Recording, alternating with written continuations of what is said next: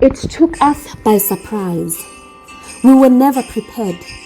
It came unannounced, whispering words of hope, but clothed in robes of disaster. It shut us all down, forcing us to reconsider, to regroup, to recalibrate. We stood shivering in fear, not knowing what this meant. We watched as they dropped in numbers and cried, "Why us, Lord?" "I'm here to teach you a lesson," God shouted, "not to kill you. Heed my warning," he said, "repent and all shall be well." Instead, we regressed, blamed the government and blamed everyone, failed to look at the man in the mirror and ask him, "What lesson shall you learn from this?" We cursed and shouted, blaming everyone for rocking our boat. Oh, but had we just paused for a minute, we would have learnt a lesson he was set to teach us.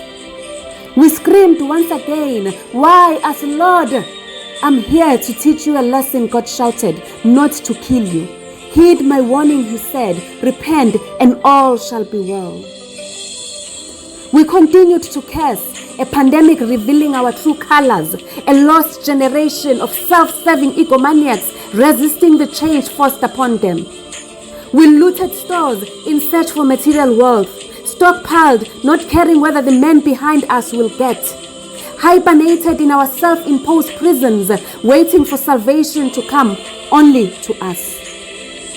As the pandemic continued to ravage us, not caring whether we rich or poor, we once again shifted our blame to everyone and forgot, as God told us, to look at the man in the mirror and ask her how she has changed her ways.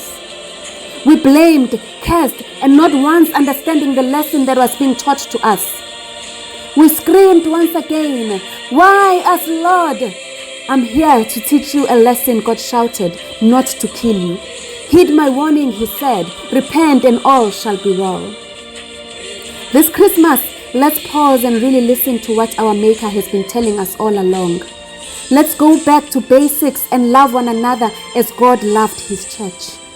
Let us see each other for the good that's in each one of us. I pray for the end to corruption. I pray for the end to selfishness.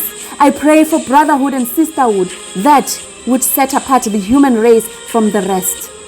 I pray for love for fellow human beings. I pray that we recultivate empathy and conscience, that we see each other as a human race and not transactions to be exploited. This Christmas, I pray for an end to gender-based violence. I pray for an end to senseless killings. I pray that we take the positive from this pandemic and heed a call from our Maker. I pray that we do self-introspection and commit to positive change in 2022.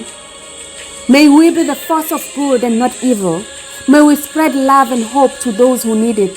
And may we look at the man in the mirror with pride, because we know she has contributed to the good of the human race.